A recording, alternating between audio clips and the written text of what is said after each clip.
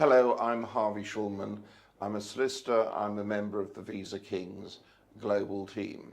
Today I'd like to say a few words on the topic of progress as it relates to Innovator visas.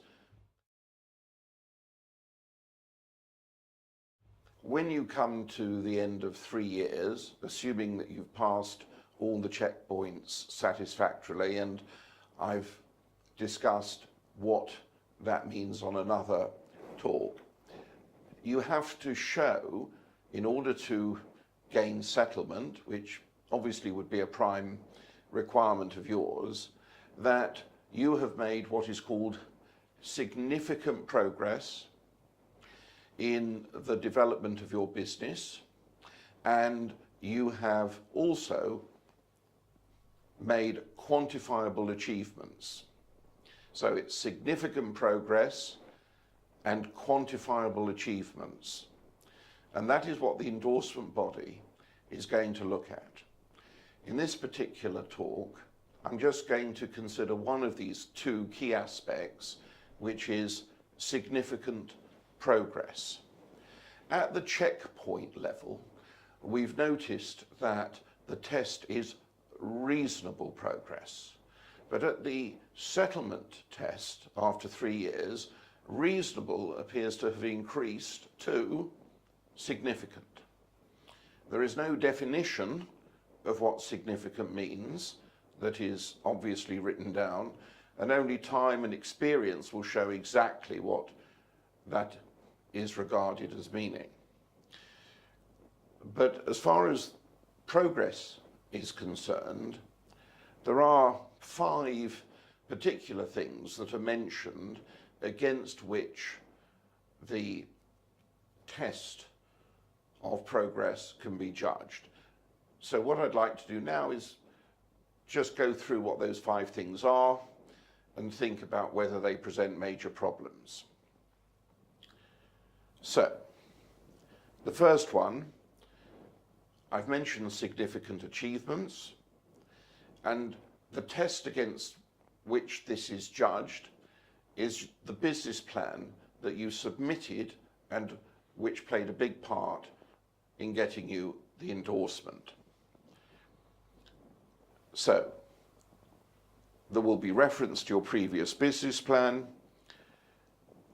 There'll be reference to how you've achieved targets in the checkpoints, and overall there'll be a view as to whether you've met the tests that you've given yourself in the business plan. Then there is a very basic requirement that your business is actually registered with Companies House, and that's fairly simple to do. It means that you've incorporated a company, you're not a sole trader, and you're not the sort of partnership that does not need registering.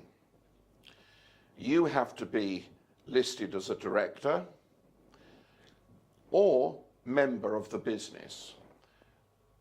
The word member envisages that the registered entity may not be a company, but could, for example, be a limited liability partnership. And people who are in executive positions in such partnerships are called members. So whoever prepared these notes of guidance obviously had in mind the possibility that for one reason or another you might not be a limited company. The next item to judge progress is whether your business is active and trading. In other words, it's gone beyond the stage of research. It's actually trading, which presumably means generating revenue. The next test, as it were, of progress is looking at whether your business is sustainable for the next 12 months, or at least for that period. And that's a judgment of the business, the financial position, the evidence that you can provide. Now, the test of that will involve looking at the assets of the business, the expected income the business is going to generate, and looking at the likely current and planned expenses. So you'd think here you'll need the assistance of a chartered accountant or similar professional who can draw up financial projections and forecasts which can demonstrate that you've met that test.